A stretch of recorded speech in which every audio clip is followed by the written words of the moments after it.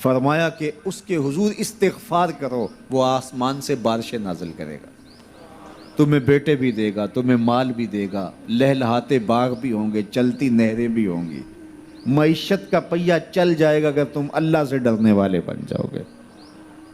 تو آج ہم کہتے ہیں یہ ہو فلاں ماہر اور فلاں شخص ہو تو پھر ہماری معیشت بہتر ہو سکتی ہے۔ اللہ نے کہا استغفار کرنا سیکھ لو، میں تمہارے لیے رحمتوں کے دروازے کھول دوں گا، رحمتوں کے در کشادہ کر دوں گا، پیچیدگیاں ختم ہو جائیں گی، مشکلیں آسان ہونے لگیں گی اگر تم اللہ سے ڈرنا سیکھ جو، اس کے حضور استغفار کرنا سیکھ جو۔ اور اگر تم ایسا نہیں کرو گے تو تمہارے اوپر نیچے سے عذاب نازل ہوگا۔ وَهُوَ الْقَادِرُ، وہ اس بات پہ قادر ہے، ان یبعث علیکم عذاباً، کہ وہ تمہارے اوپر عذاب نازل کرے، تمہارے اوپر سے، تمہارے نیچے سے۔ اللہ اکبر۔ اوپر کا عذاب کیا ہے کہ آسمان سے پتھر برسیں، نیچے کا عذاب کیا ہے زلزلے آئیں، یا پھر زمین فصل دینا چھوڑ دے، زمین بنجر ہو جائے، یہ نیچے کا عذاب ہے۔ حضرت عبداللہ ابن عباس رضی اللہ تعالیٰ عنہ فرماتے ہیں اوپر کا عذاب یہ ہے تمہارے حکمران نااہل ہوں، اور نیچے کا عذاب یہ ہے تمہاری اولادیں نافرمان ہو جائیں۔ یہ اوپر اور نیچے کا عذاب ہے جس میں تمہیں مبتلا کر دیا جاتا ہے۔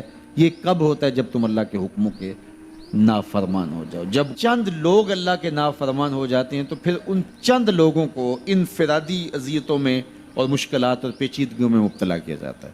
لیکن جب کوئی قوم من حیث المجموع اللہ کے حکموں کو توڑتی ہے اور اس کے حکام سے روح گردانی کرتی ہے تو پھر پوری قوم کو مشقتوں میں، اذیتوں میں، تکلیفوں میں مبتلا کر دیا جاتا ہے۔ اس کا علاج کیا بتایا؟ استغفار۔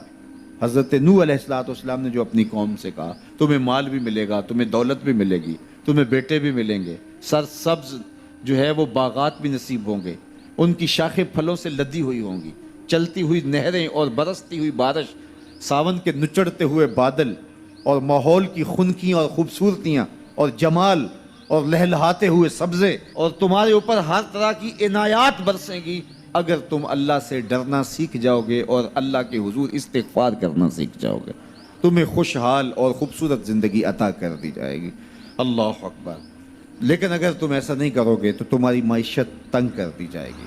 استغفار کریں، تقوی کے خوگر ہو جائیں، شکر کرنے کی عادت ڈالیں۔